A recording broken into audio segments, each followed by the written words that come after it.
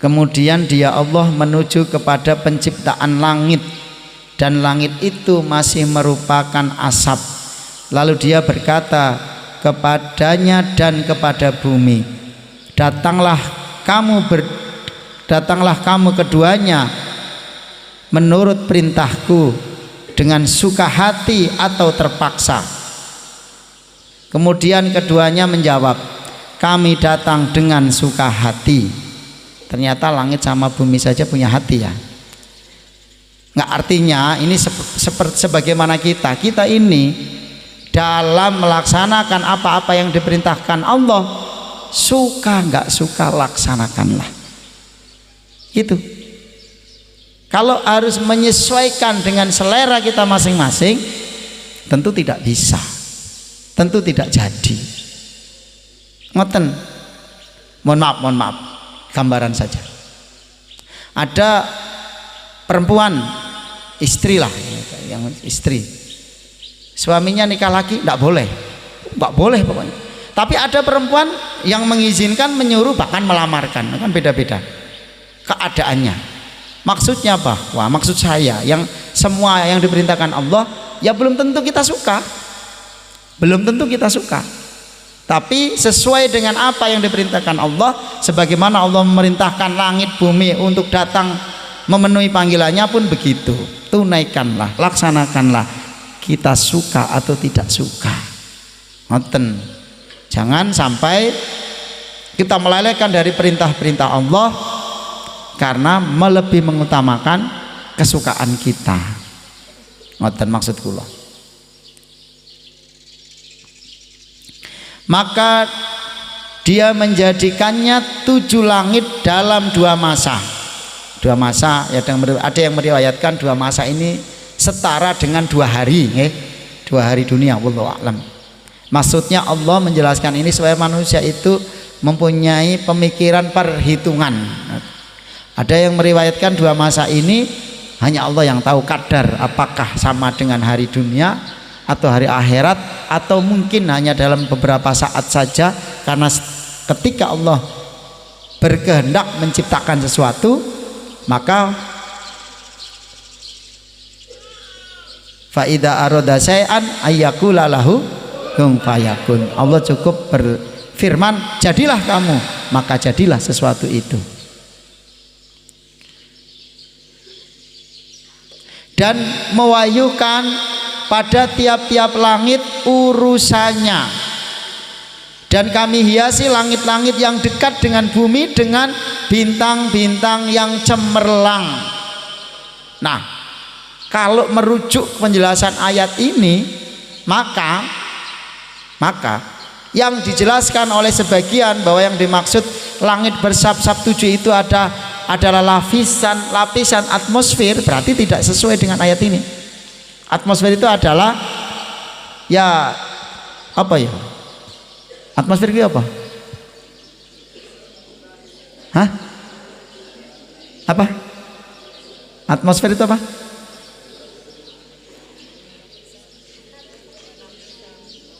Lapisan yang menyelubungi bumi,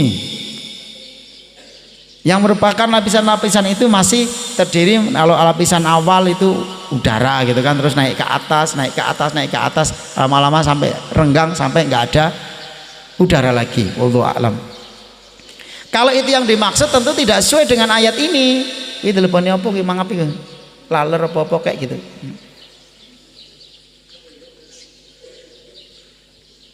Sallallahu Muhammad. Kenapa? Karena di lapisan atmosfer ini nggak ada bintang, belum ada. Bintang itu masih jauh di luar sana.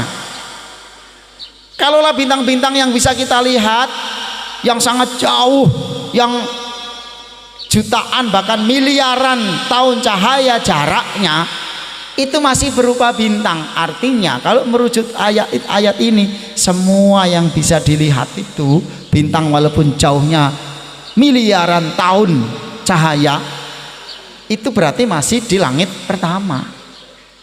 Masih di langit pertama. Sementara ini yang bisa diamati oleh manusia dengan bantuan teleskop, jagat raya yang bisa diamati ini sekitar 13 miliar 700 juta tahun cahaya. Kalaulah bintang-bintang itu yang dapat diamati dilihat, berarti kalau merujuk penjelasan ayat ini, berarti itu masih bagian langit pertama. Langit kedua, ya Allah alam, langit pertama aja kita tidak bisa menjangkau semua, baru langit pertama. Kesimpulannya apa? Alangkah luasnya jagat raya ini, subhanallah, alangkah luasnya. Sementara kita di satu susunan tata surya kita saja itu sudah begitu luas, dari mulai matahari sampai apa, Neptunus, Uranus ya, paling ujung apa? Uranus ya, apa empuh kak roh aku apa, Neptunus. Isikulah kira-kira engkau para-para berubah, terserah kehendak Allah. Biar Pluto sudah tidak berada di dalam susunan tata surya kita. Dulu Pluto itu masih masuk, masih mengelilingi matahari. Ternyata Pluto saiki jalan-jalan dewe, jadi sudah tidak masuk dalam susunan tata surya. Tahun 2006 ya, 2006 atau 2016 Pluto itu pergi. Hah? Ya sekitar itulah. Waktu itu saya juga pas lagi nggak memantau, jadi persisnya tidak tahu saya. Kira-kira itu tiba-tiba di dalam pantauan para astronomi, Pluto ini sudah jalan-jalan sendiri, tidak berada di dalam susunan tata surya. Kan susunan tata surya itu adalah semua benda yang masih dalam surya, terkena angin surya matahari, dan mereka tertarik oleh gravitasinya matahari sehingga masih mengitari matahari gitu. Nah, sekarang Pluto itu jalan-jalan sendiri, sudah nggak mengikuti. Dalam satu susunan tata surya kita saja begitu luasnya, manusia belum bisa menjangkau. Bahkan ke planet yang paling dekat saja, Mars, yang sekitar perjalanan 7 bulan lah. Ya tentu sesuai dengan kecepatan. Kalau nanti bisa membuat pesawat yang kecepatannya seperti cahaya, lah itu baru cepat. Baru cepat. Kenapa? Dari matahari ke bumi itu jaraknya 150 juta kilo. Cahaya itu hanya butuh waktu 8 menit. Artinya kalau ke Mars ini hanya sekitar berapa juta, maka kalau kecepatannya seperti cahaya, ya ke Mars ini tidak butuh waktu sampai 7 bulan, mungkin 3 menit 2 menit sudah sampai, sebentar saja. Kalau manusia sudah bisa membuat pesawat yang kecepatannya seperti cahaya, wallahu a'lam. Apa ya iso Pak? Ya wallahu a'lam. Kalau Allah berkehendak ya nanti mungkin saja.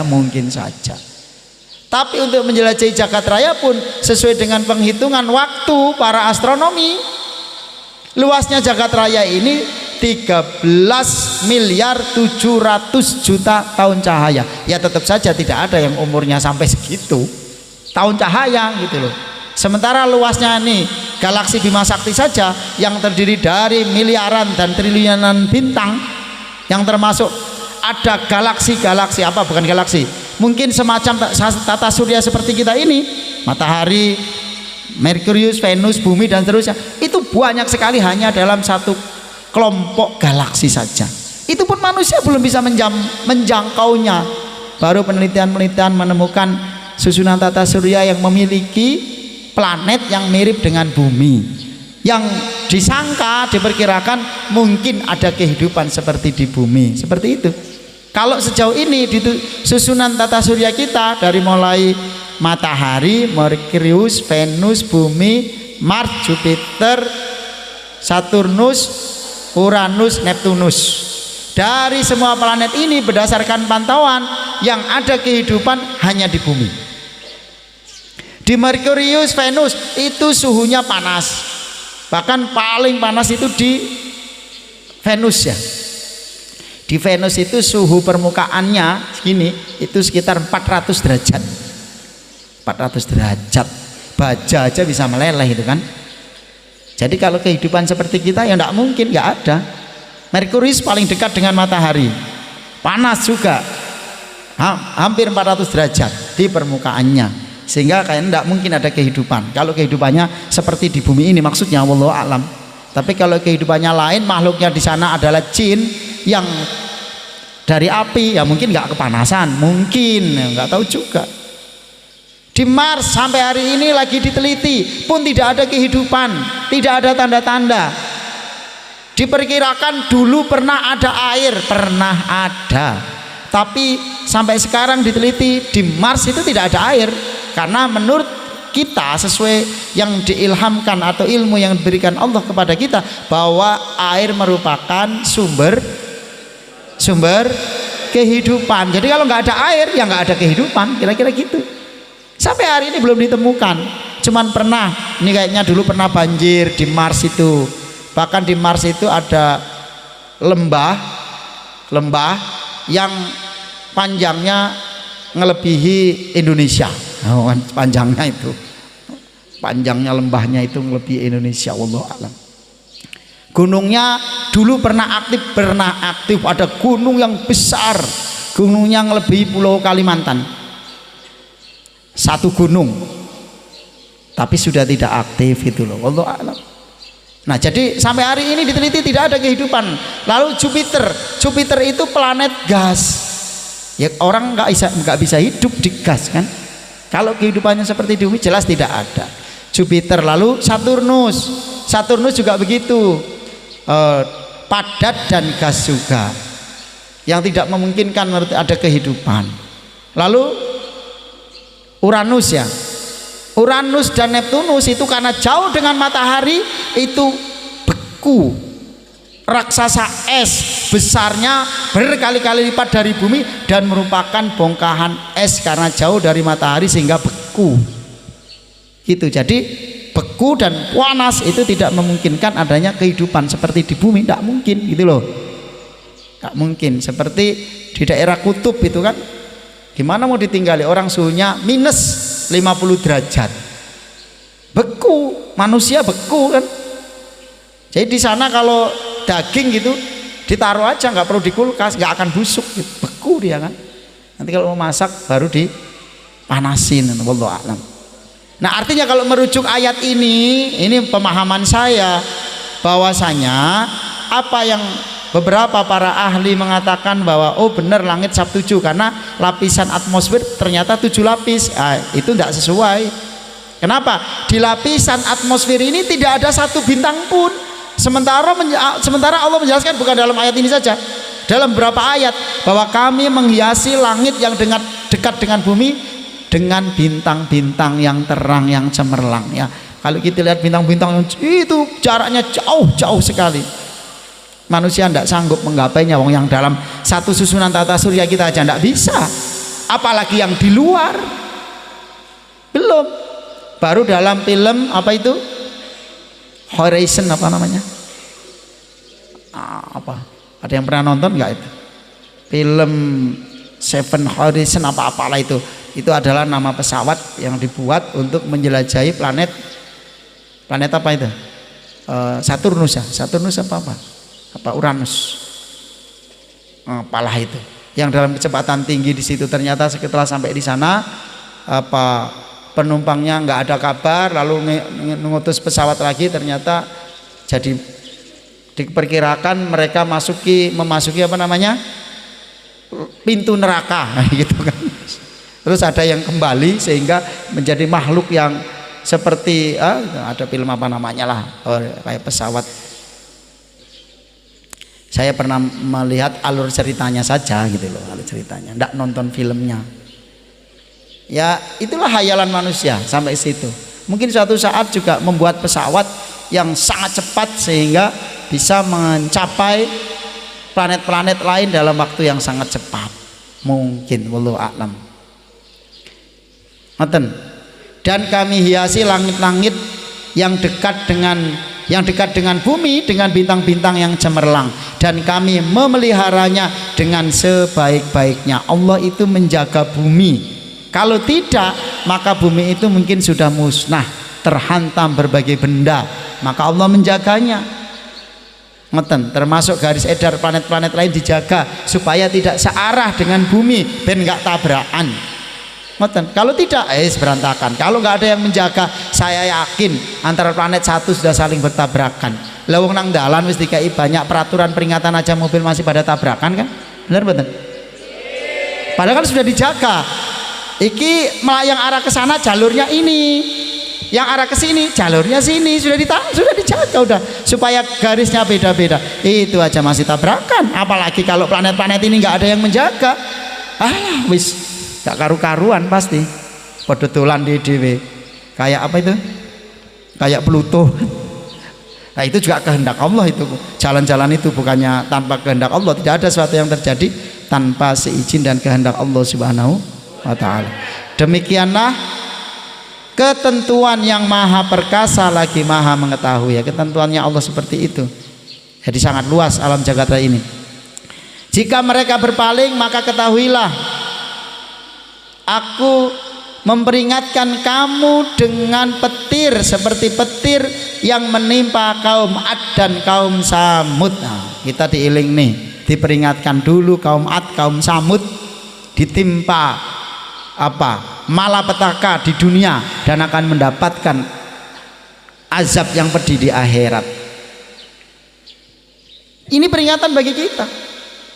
Kalau kita tetap tidak mau memperhatikan, mempercayai, mengamalkan ayat-ayat Allah, ya nasib kita bisa begitu. Di dunia dihinakan, di akhirat disengsarakan ya, gitu.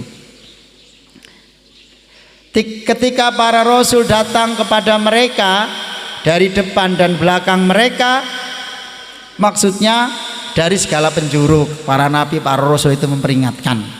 Seperti kamulah hari-hari itu isu diomongi aku, Wawan diomongi mbak-mbak pengurus, diomongi guru, alah terus peringatan terus sampai dikontrol. Kalau yang gede-gede itu dengan jurnal, kon ngontrol aja coba, itu peringatan gitu. Maksudnya dari depan, dari belakang, pokoknya dari segala penjuru kita diingatkan. Dengan menyerukan janganlah kamu menyembah selain Allah. Mereka menjawab, kalau Tuhan kami menghendaki tentu Dia akan menurunkan malaikat-malaikatnya, maka sesungguhnya kami kafir kepada wahyu yang kamu diutus membawanya. Ini jangan dipikir orang dulu saja. Kalau kita mengabaikan itu seolah-olah jawaban kita seperti ini, Allah apa iya. Nah, seolah-olah ya itu jawaban kita, seolah-olah kita kafir seperti umat-umat terdahulu, kaum Ad, kaum Samud dan sebagainya yang mendustakan ayat-ayat Allah itu. Adapun kaum Ad, maka mereka menyombongkan diri di muka bumi tanpa alasan yang benar dan berkata, siapakah yang lebih besar kekuatannya dari kami? Nah, kaum Ad, kaum Nabi sinten? Kaum Ad, kaum Nabi sinten?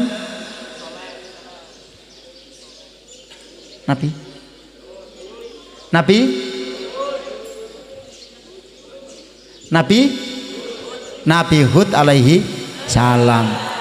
Mereka merasa kuat-kuat ya. Begitu memang orang-orang dulu itu. Makanya sampai hari ini coba jenengan pelajari mengenai penemuan-penemuan zaman purbakala. Termasuk di Lampung ada dua.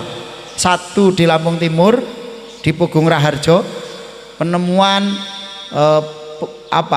bangunan zaman dulu dari batu.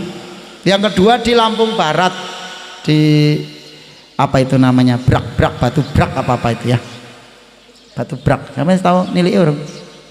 Wes nang Sumberjaya sini Pajar apa? Mengerti Pajar Baru? Oh iya. Itu yang manusia sekarang ini bingung bagaimana dulu menata batu-batu yang begitu besar pakai alat apa. Zaman dulu belum ada. Kalau sekarang ini dikatrol ya bisa lah. Zaman dulu mikir lah, ternyata sebenarnya Allah sudah memberikan penjelasan. Orang dulu itu diberikan kekuatan, tenaganya kuat-kuat sehingga diperkirakan bangunan-bangunan itu kan bersamaan dengan dibangunnya piramida di Mesir. Peninggalan-peninggalan itu zaman sebelum Masehi, bahkan lebih tua. Yang Di Indonesia ini berapa tempat ada menhir, ada apa-apa yang batu berundak, batu dicakok, ditumpuk batu besar, ngangkatin biyen kepiye, itu masih sampai sekarang. Orang-orang modern sekarang tidak ketemu akal. Tapi kalau merujuk penjelasan Al-Quran ini gampang, karena orang dulu oleh Allah diberi tubuhnya besar, tenaganya kuat. Mungkin satu orang bisa ngangkat 1-2 ton itu tanpa bantuan orang lain. Orang kaya saiki ngangkat 5 kilo wis kecetit. Ya karena ini rencananya gue ngelentruk, ngantuk terus tidak pernah bersemangat uripe. Mitek telek we kepleset langsung sikile abuh kecedet wis berhari-hari gak iso mlaku. Mbokan abuh bal-balan gaprakan kuanter ngono kan. Jebule grup pleset mitek telek. Wis astagfirullahaladzim. Kok ringkih temen, tapi kenapa sombong? Orang zaman dulu yang kuat-kuat sombong dihancurkan oleh Allah. Loh, sapa sing sombong Pak? Lah diomongin dablek itu sombong. Diomongin angel, diperingatkan angel itu sombong namanya. Sombong itu nggak harus kayak dulu takabaru wa takabaru, bukan begitu. Oh, bukan begitu. Sombong dengan dablek itu termasuk kategori sombong. Hati-hati. Sallallahu Muhammad. Mereka merasa seperti itu.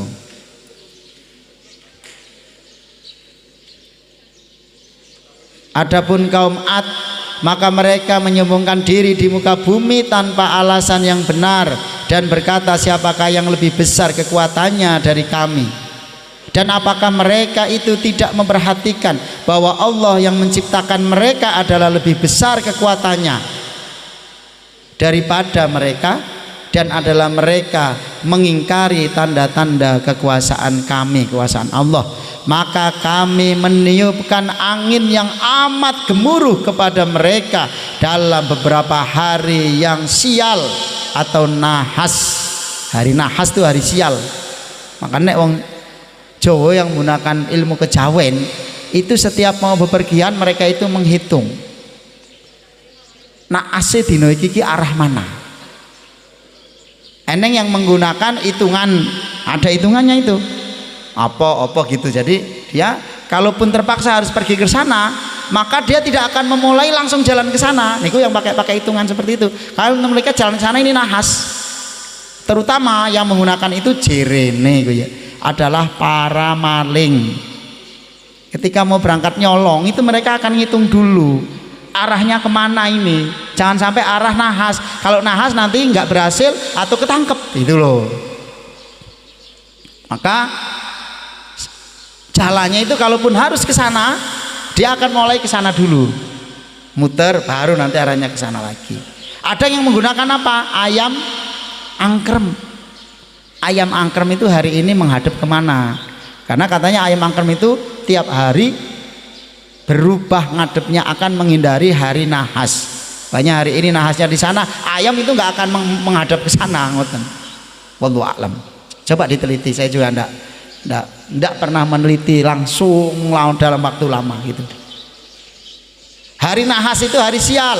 Itulah hari yang diturunkan oleh Allah kepada kaum Ad, angin yang sangat kencang yang meniup mereka sampai memotolkan kepala mereka. Memotol nih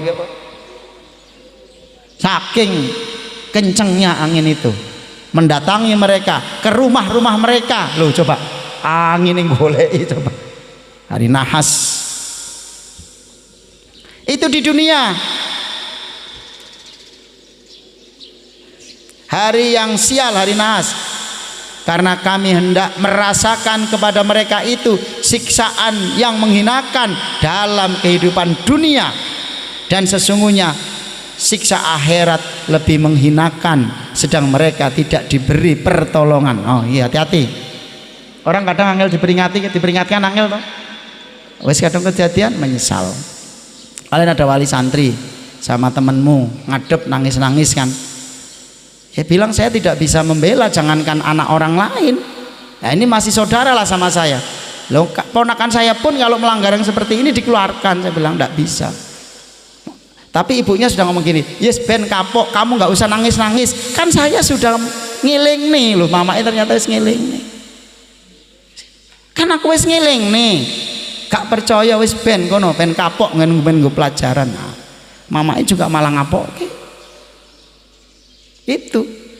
Nah, semua wis terlambat. Mau apa? Wis ben nasi wis kadung dadi bubur malah mamake. Oh diomongi angel. Jane mamake wis ngeling nih, wis ngomong iki aku wis ngeling nih bola-bali. Ora percaya wong cah angel wis ben kapok kan. Nilpun kula nangis-nangis, ora usah nangis-nangis. Kapok kan wis tak eling nih ora percaya diomongi angel. Oh, kan mamake malah pegel kan. Ya tapi ikhtiar tetep. Maksudnya ngadep kula karena wis tesisnya merampung kan, jaluk sampai lulus lah. Ya nanti nggak bisa. Wong yang lain juga tidak bisa. Masa enek sing ison kok aku kepiye deh. Saya aja udah diteror orang nih. Nggak terima gitu loh. Yang lain nggak terima, saya itu udah diteror. Makanya langsung tak kirim ke Mbak Julfa. Rupanya Mbak Julfa sudah duluan, sudah dikirimi juga. Ya, gimana dong? Makanya ini peringatan-peringatan Al-Quran ini mirip. Sebagaimana kalian diperingatkan tiap hari. Yang mengabaikan ya akhirnya seperti itu. Jadi ayo semua yang diperingatkan Allah pada kita, ya ayolah, ojo kita abaikan, diamalkan satu persatu apa yang diperintahkan dalam Al-Quran. Biar Al-Quran ini betul-betul menjadi sumber dari apa yang harus kita lakukan, menjadi sumber hukumnya. Nah orang diamal nih, orang yang gunanya Al-Quran itu gue ngopo orang diamal nih. Sallallahu Muhammad. Belum lagi itu dunia, belum lagi di akhirat nanti kalau kita sampai diberi seperti kaum Ad, kaum Samud, penduduk Madian dan sebagainya, wallahu a'lam. Akhirnya menjadi cerita turun temurun yang tidak bagus. Sallallahu Muhammad. Ngoten mawon. Pokoknya tiap dino ya kita ngaji.